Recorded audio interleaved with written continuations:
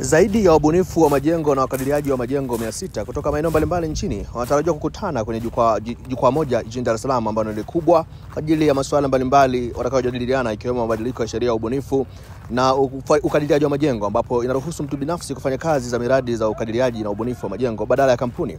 Haya yamesemwa na kaimu msajili wa bodi ya usajili wa ubunifu wa majengo na ukadiriaji wa majengo, Dr. Daniel Matondo, jijini Dar es Salaam. Mimi ni Bakari Chijumba. Semina hii ni sehemu ya utekelezaji wa jukumu la kisheria la bodi la kuhakikisha kwamba wataalamu wa sekta ya ujenzi wanaendelea kuboresha ujuzi na maarifa yao. Tunazifanya katika kila mwaka, na mwaka huu 2025 pia tunaendelea kufanya hivyo kwa sababu tunaziita semina za elimu endelevu. Kwa hiyo tunawapatia ujuzi wataalamu wetu. Elimu hii huwezesha wataalamu waliosajiliwa na bodi kutimiza vigezo vya kisheria na kitaaluma vinavyohitajika kwa ajili ya usajili wao endelevu.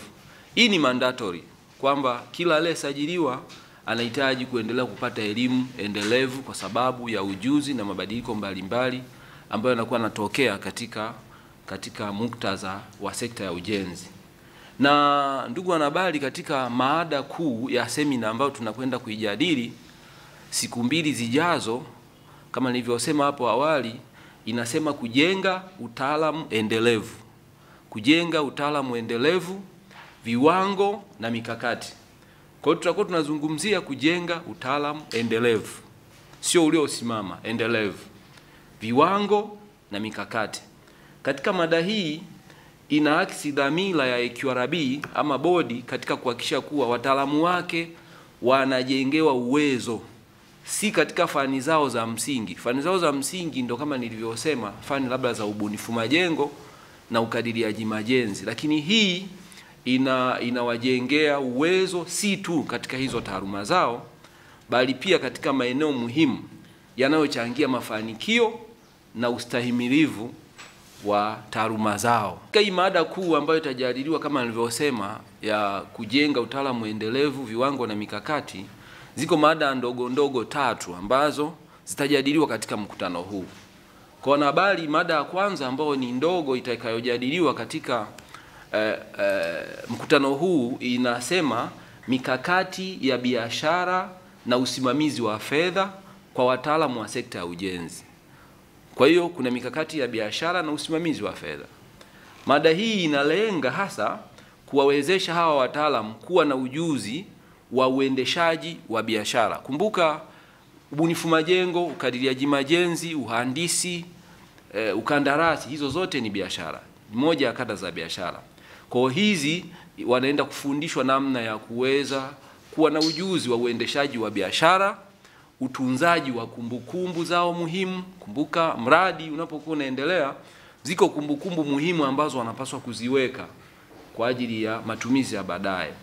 Namna ya kutoa ushuru, wataenda kufundishwa pia namna ya kutoa ushuru wanapokuwa wanafanya majukumu hayo, na udhibiti wa fedha kwa ufanisi. Udhibiti wa fedha maana yake ni kwamba mradi ama kitu chochote ambacho anafanya huyu mtaalamu anapaswa kudhibiti fedha. Katika mradi unaweza kujikuta kwamba usipodhibiti unaweza kukuta ile mradi unaenda na value kubwa ambayo haijatarajiwa.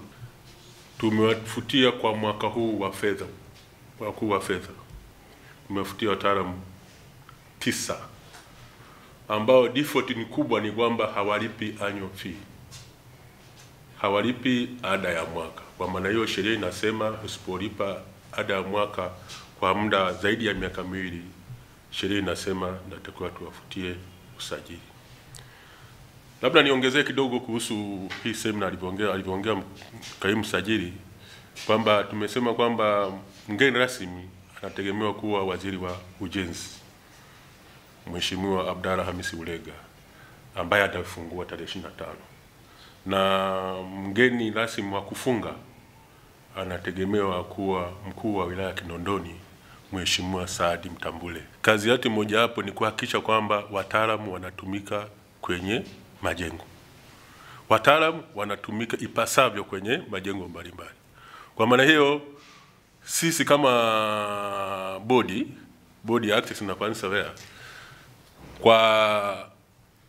kwa sababu tunafanya ukaguzi na kuhakikisha kwamba wataalamu wanatumika, tunaamini ujenzi ambao unaendelea katika majiji mbalimbali uko katika hali ambayo inaridhisha, kwa maana kwamba kama kuna access na quantity surveyors ambao wanatumika.